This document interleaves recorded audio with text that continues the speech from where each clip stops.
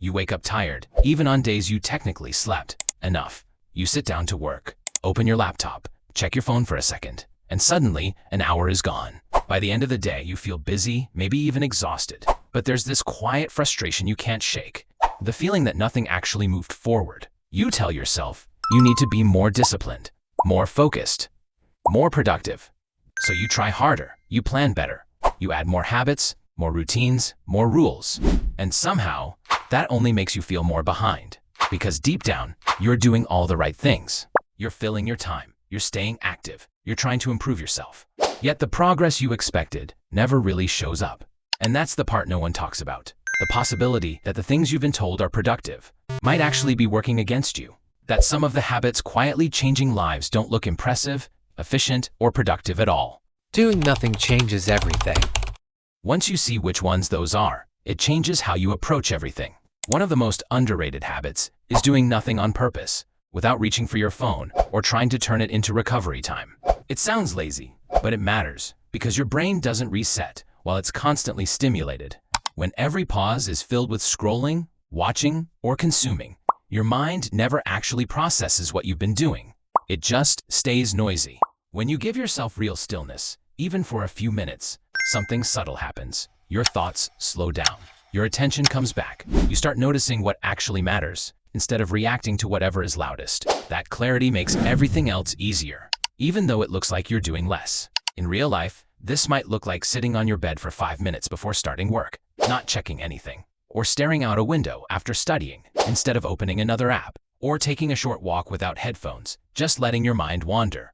There's no output to show for it, no checklist item, nothing to post. But internally, this habit changes how you move through your day.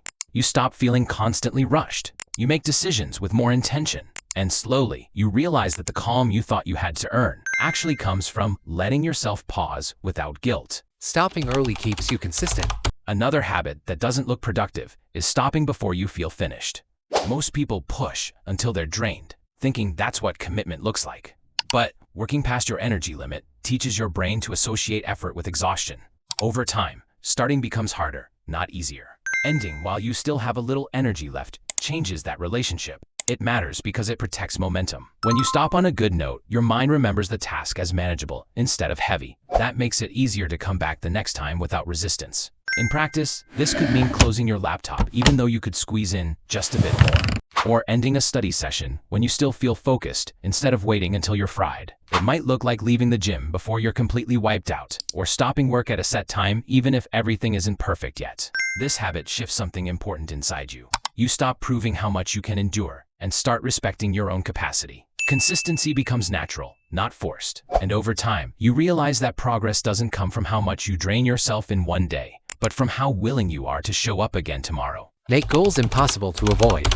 A third habit that doesn't look productive is making your goals intentionally smaller than you think they should be. We're taught to aim big, push hard, and set ambitious targets. But when your goals are too large, they quietly create avoidance. Your brain sees them as heavy, overwhelming, and easy to postpone.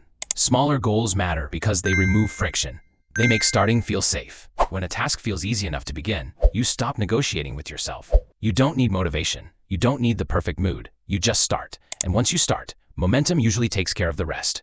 This might look like deciding to study for 5 minutes instead of an hour, writing one paragraph instead of finishing the whole assignment, opening the document, not completing the project. On the outside, it looks unimpressive. It looks like you're barely trying.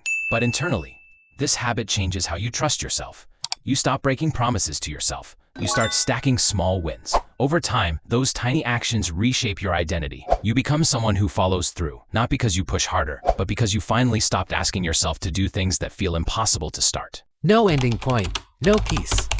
Another habit that doesn't look productive is giving yourself a clear ending point instead of an open-ended day. When your work has no boundary, it quietly takes over everything. Your mind never fully rests because it's always half working, half guilty. A clear stopping point matters because it creates urgency while you're working in peace when you're not. When you know exactly when you'll stop, your focus sharpens. You make better decisions about what actually needs your attention.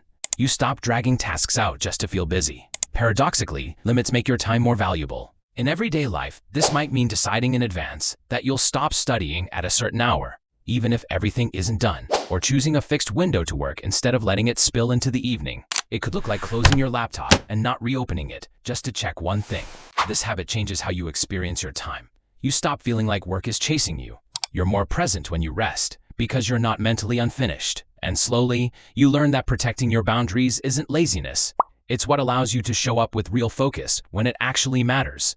Slow down to stay focused. Another habit that doesn't look productive is slowing down the way you do things, even when you know how to go faster. We're conditioned to rush once something feels familiar, to speed through tasks just to get them done. But moving too fast often leads to careless mistakes, mental fatigue, and the constant feeling that you're barely keeping up. Slowing down matters because it brings your attention back into what you're actually doing. When you work at a slightly calmer pace, your brain processes information more deeply. You notice errors earlier. You make fewer impulsive decisions. And instead of feeling scattered at the end, you feel grounded, even if the task took a bit longer. This might look like reading something twice instead of skimming, writing more slowly so your thoughts stay clear, doing one task at a time instead of bouncing between tabs. From the outside, it can look inefficient, like you're not maximizing your speed. But internally, this habit shifts how present you feel. You stop operating in constant urgency. Your mind feels quieter. And over time, you realize that real productivity isn't about how fast you move. It's about how much of yourself you're actually bringing into the moment. Perfection is blocking your progress. Another habit that doesn't look productive is intentionally leaving things imperfect. Most of us have been trained to believe that finishing strong means polishing everything until it feels complete.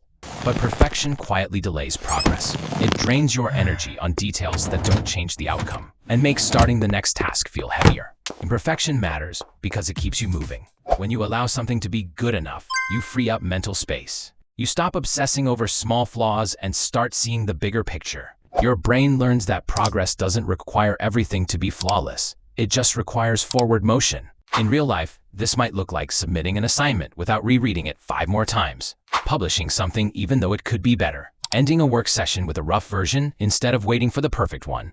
From the outside, it can look careless or rushed, but internally, this habit changes how you relate to effort. You stop tying your worth to the outcome of every task. You become more flexible, more resilient, and more willing to take action. Over time, you realize that imperfect action builds confidence faster than perfect plans ever could. Awareness comes before change. The last habit that doesn't look productive is reviewing your days instead of immediately trying to fix them. Most people rush to optimization. If something feels off, they add another rule, another system, another habit. But without awareness, improvement becomes guesswork. Reflection matters because it turns experience into learning. When you pause to notice what drained you, what worked, and what quietly didn't, patterns start to appear.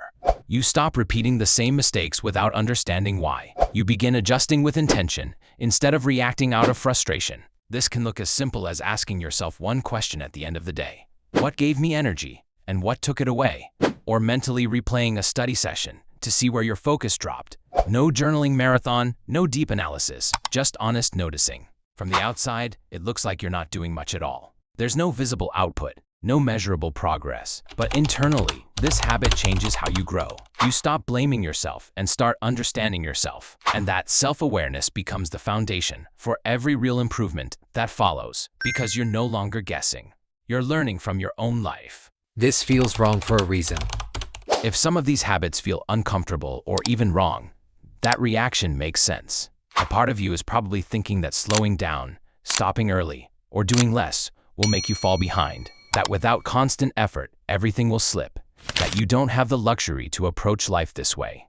That fear doesn't mean you're weak. It means you've learned to survive by pushing. And when pushing has been your default for a long time, anything softer can feel unsafe. Your mind equates discomfort with danger, not growth.